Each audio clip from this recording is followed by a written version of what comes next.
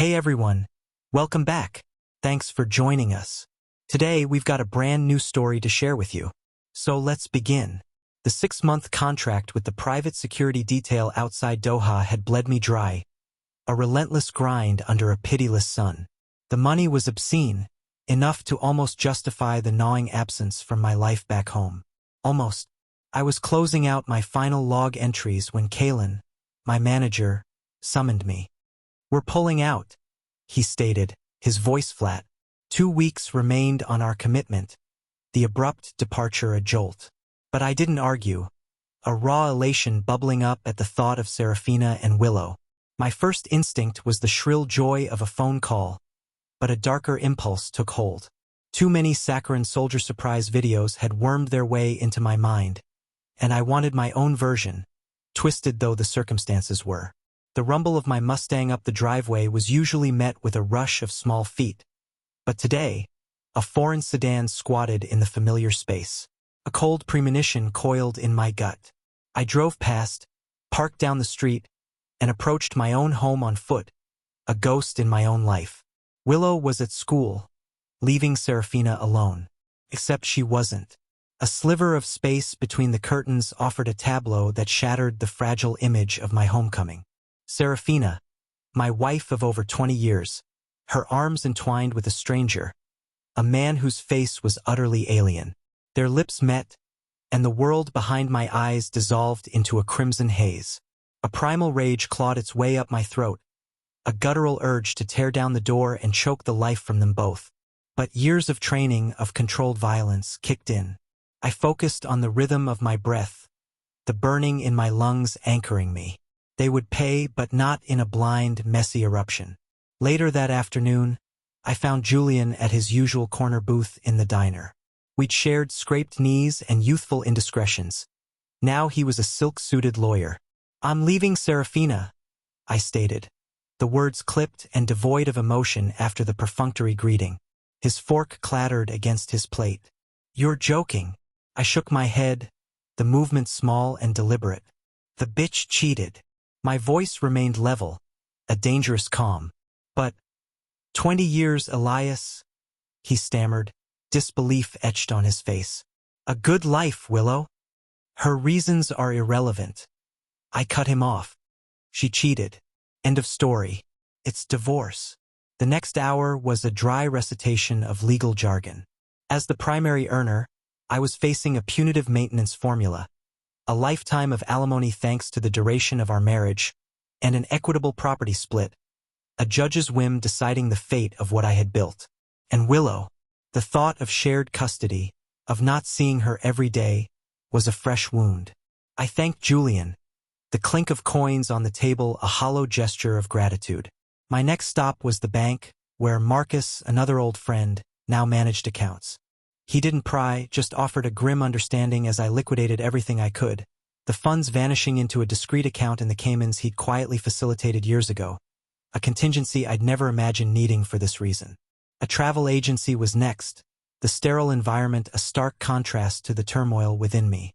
One task remained. That night, I waited, a predator in the shadows of my own home. 2 a.m. They had to be asleep. Dressed in the familiar black of my old fatigues, duffel bag slung over my shoulder, I moved with practiced silence. The front door lock yielded with a soft click. Inside, the air was thick with a false sense of domesticity. I ascended the stairs, each creak of the wood a betrayal of my intent. Kneeling outside their bedroom door, I reached into the bag. A canister of ether, pilfered years ago from a base medical supply, felt cold and heavy in my hand. Tubing connected, snaking under the door. The hiss of the valve was barely audible. While I waited, I donned night vision goggles and a gas mask, the rubber cold against my skin. When enough time had passed, I slipped inside, a rolled-up towel sealing the gap beneath the door. They lay sprawled on the bed, limbs entangled, utterly inert. From the duffel, I produced a scalpel, its edge gleaming faintly in the filtered green light of the goggles. My mother, a vet, had taught me the basics years ago. This, I told myself, was merely another form of neutering. A final, detached glance at their unconscious forms. Then I opened the door. Willow. I found her small and still in her bed. Scooping her up, her soft weight a stark contrast to the cold steel in my bag. I carried her out to the Mustang, strapping her into her car seat. She didn't stir. One last look at the house, a place that held both love and now this corrosive betrayal, before I slid behind the wheel and sped away. In the rearview mirror, flames licked at the darkness, a hungry orange glow against the night sky. Daddy! Willow's sleepy voice startled me. Where are we going? I smiled, a grim, tight-lipped expression. On vacation, honey. Permanent one. Just you and me. Half my adult life had been spent in the shadows, a gun for hire, chasing the dollar across desolate landscapes. The cost had been immeasurable. Willow's first steps, her first words, birthdays marked by grainy video calls. Serafina had always been the pragmatic one, pushing me towards these lucrative absences. For Willow's future, she'd always said. We'd met in college, the psychology major and the ex-military guy on the GI Bill studying criminal justice. The pull had been immediate, a magnetic force that led to a quick marriage, and then Willow. Life had felt perfect, a carefully constructed illusion. The highway unspooled before me, an endless ribbon under the moon. Willow slept, her small hand clutching the stuffed penguin I'd brought back from Qatar. My mind, however, was a whirlwind of contingency plans, honed by years of anticipating threats. Not for this specific scenario, but for the inherent dangers of my profession. 3 hours into the drive, a 24-hour rest stop offered a brief respite. Coffee for me, a bathroom break for Willow. She was groggy but compliant, her 6-year-old intuition a sharp, silent guide. Daddy, where's Mommy? The question finally came as we settled back into the car. I'd rehearsed this.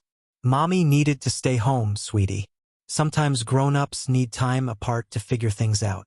She accepted it with a child's unquestioning trust, and I offered a silent thanks to any indifferent deity listening. I wouldn't lie outright, not to Willow, but the full truth was a burden too heavy for her small shoulders. By dawn, we'd crossed state lines. My phone went into a gas station trash can, SIM card and battery separated. The burner in my pocket held the few numbers I needed, contacts at the boat dock. The Cayman Islands account details etched in my memory. $175,000. Not enough for a life of luxury, but enough to vanish, to become someone else in a quiet corner of the world. The Caribbean had always held an allure, a stark contrast to Serafina's preference for European capitals. I pictured the house, wondering how long it had taken for the flames to fully consume it. Methodical. I'd been methodical. Electrical fault in the master bedroom. Accelerant that would burn clean. 2 occupants deeply asleep, never to wake. No witnesses. Are you sad, Daddy? Willow's question cut through my thoughts. I glanced at her in the rearview mirror, her innocent face a mirror of Serafina's features. Just thinking, sweetheart. About Mommy. I nodded slowly. I saw Mommy with that man before, she said, her voice matter-of-fact, her gaze fixed on the passing landscape. My hands tightened on the wheel. He came over lots of times when you were away. Mommy told me he was her friend from work, and I shouldn't tell you because it would make you sad. Each word was a fresh blade twisting in the wound. Not just betrayal, but complicity, involving our daughter in her deception. I fought to keep my voice steady. Did you ever talk to him, Willow? She shook her head. Mommy always made me go to my room when he came over, but I heard them laughing, and other noises. My throat constricted. There was no turning back now. Any lingering doubt, any flicker of remorse, was extinguished by Willow's innocent confession. Puerto Viejo, Costa Rica, became our sanctuary. Small enough to disappear, yet with enough transient faces that 2 Americans wouldn't raise too many eyebrows. The locals were friendly, the jungle lush, and the international school had a solid reputation. We settled into a modest house near the beach, surrounded by the constant hum of the rainforest. Robert and Emma Wilson, father and daughter from Seattle, seeking quiet after the fictional death of my wife. The documents were flawless, procured through channels I'd cultivated over years. The first few months were a tightrope walk of paranoia. Every police car, every lingering glance sent my heart racing. Gradually, the fear subsided. News of the fire had made international headlines briefly: American contractor and wife die in house fire, daughter missing, but the story faded quickly. I found work as a security consultant for a hotel chain, a mundane existence compared to my past. The hours were reasonable, and I was home every day when Willow finished school. Homework, dinner, walks on the beach at sunset became our rhythm. Weekends were for exploring the jungle, visiting nearby towns, or simply reading on the porch to the soundtrack of the waves. Willow adapted with a resilience that belied her age. She asked about her mother occasionally, and I maintained the fiction of a loving mother who had to stay behind. The questions grew less frequent. She made friends, learned Spanish with remarkable ease, and discovered a passion for marine biology after a snorkeling trip. A year into our new life, word came through an old contact. The investigation into the fire was closed. Accidental death due to faulty wiring. Presumption of kidnapping during a custody dispute. A warrant for my arrest, but no leads, presumed false identities. Cold case. Relief should have washed over me, but instead, there was only a hollow ache. The revenge had been swift, absolute, but it hadn't filled the void. Some nights, after Willow was asleep, I'd sit on the porch with a glass of rum, the question of whether I'd gone too far a persistent ghost. But then Willow's words would echo in my mind, and the doubt would curdle back into a bitter, righteous anger. 3 years bled into 5. Willow blossomed, her features taking on more of my angles, a small mercy. She excelled in school, a natural aptitude for science and languages. I watched her flourish, a fierce pride tempered by the knowledge of the cost. I dated sporadically, brief, casual encounters with tourists or expats, women who didn't delve too deeply into my past. None of them met Willow. Our carefully constructed reality remained separate. Until Anya. She taught art and environmental science at Willow's school. Argentinian by birth, a citizen of the world by choice. Our first meeting was at a parent-teacher conference. Her praise for Willow's creativity was genuine, her gaze direct and unwavering. When she suggested coffee to discuss a science project, I found myself agreeing, a flicker of something unfamiliar stirring within me. Coffee led to more coffee, the pretense of discussing Willow fading into genuine conversation. Anya had a way of asking questions that made me want to answer truthfully, even as I adhered to our fabricated history. She carried her own scars, a past marked by an abusive marriage she'd fled. "We all have ghosts, Robert," she said one evening, the salt-tinged breeze whipping her dark hair around her face as we walked along the beach. "I see them in your eyes sometimes." She didn't push, but her quiet acceptance offered a strange comfort. Willow adored her, a connection that both warmed and terrified me. Any attachment was a risk, a crack in our carefully built wall. Yet, Anya's presence smoothed the jagged edges of our isolated existence. On the 5th anniversary of our arrival, another message from my contact. Someone was asking questions about the fire. A private investigator, hired by Serafina's sister. My blood ran cold. A large withdrawal from our joint account the day of the fire. The money trail. For a week, I lived in heightened vigilance, updating emergency plans, securing new documents, emptying our safety deposit box. I told Willow we might need to take another trip soon, planting the seed. Then, another message. The PI had been called off. The money trail had gone cold in Miami. Serafina's sister couldn't afford to continue. We were safe. For now.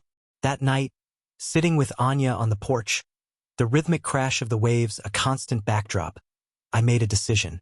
Perhaps it was the dissipation of immediate danger, or the weary realization that I couldn't live forever in the shadow of my past.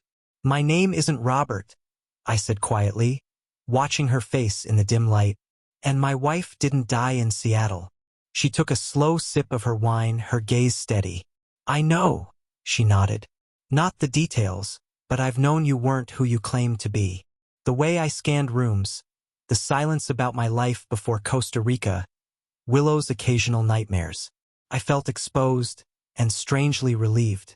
"Aren't you going to ask who I really am? Does it matter?" Anya set down her glass. "The man I know is kind, devoted to his daughter, and carries a burden I can only guess at. That's the man I've come to love, whatever his name might be."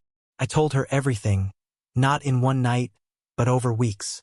The contract work, Serafina's betrayal, the fire, our escape.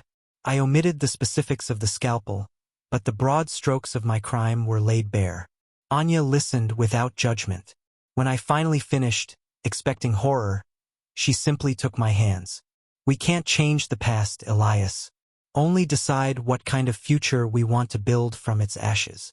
Willow turned 12 on a sun-drenched day. Party on the beach, her school friends, Anya, a few of our closer acquaintances.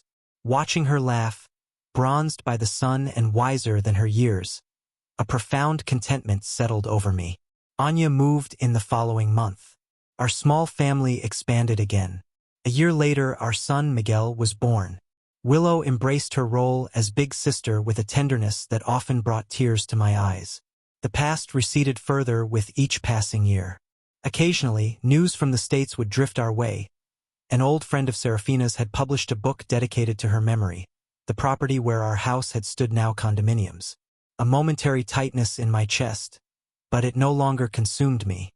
In Willow's 16th year, the questions came, sharp and direct, no longer deflected by vague explanations. She remembered more than I'd given her credit for her mother, the night we left. So, I told her a version of the truth. Her mother's betrayal, my decision to take her away to protect her, choices made in anger that couldn't be undone. I braced for hatred, for judgment. Instead, she listened with the same quiet acceptance Anya had shown years earlier. "I remember that night," she said when I finished. "I wasn't really asleep when you carried me out. I knew something bad was happening, but I felt safe with you. Do you hate me?" The question was a bare whisper. She shook her head slowly. "I used to wonder what would have happened if we'd stayed. If Mom hadn't." She trailed off. "But then we wouldn't have Anya or Miguel or this life. And despite how it started, it's been a good life, hasn't it, Dad?" I pulled her into an embrace, marveling at the resilience of this young woman who had once been the small child I'd spirited away in the night. "Yes," I whispered into her hair. "It's been a good life." 20 years after the fire, with Willow studying marine biology in Europe, Miguel entering his tumultuous teens, and Anya and I settled into the comfortable rhythm of our life, a final message arrived from my old contact. The case was officially closed. The statute of limitations on kidnapping expired.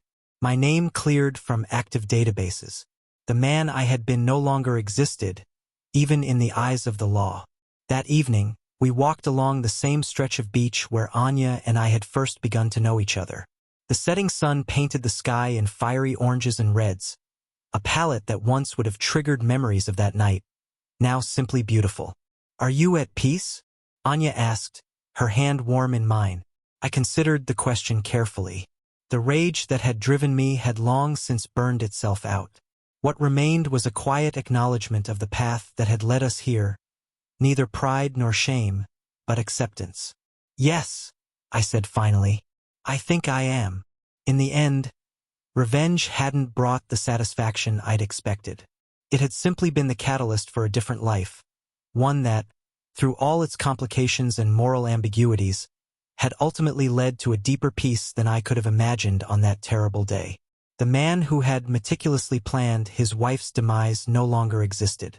In his place stood a father, a partner, a member of a community, a man who had learned that the best revenge wasn't destruction, but creation.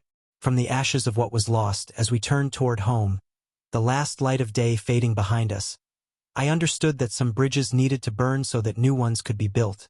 And while I couldn't undo the fire I'd started, I could ensure that what rose from its ashes was worthy of the cost. Thanks for watching. If you enjoyed this video, don't forget to like, comment, and subscribe for more stories like this. See you next time.